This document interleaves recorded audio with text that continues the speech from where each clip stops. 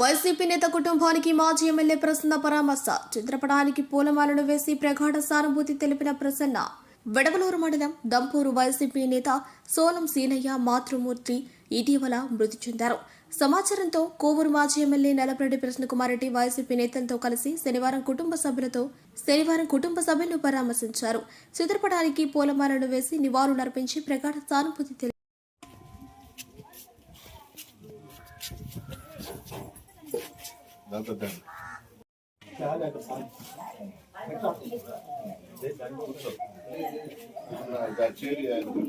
అంచనాలతో pipe line ఆర్టీసీబీని Iliyaz అనే contractor ఇచ్చినారు.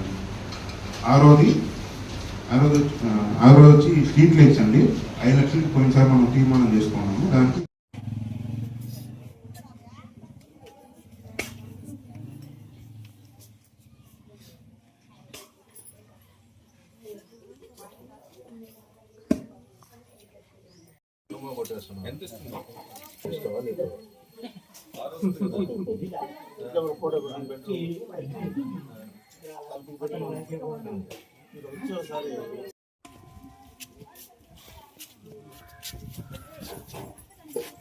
ఎంత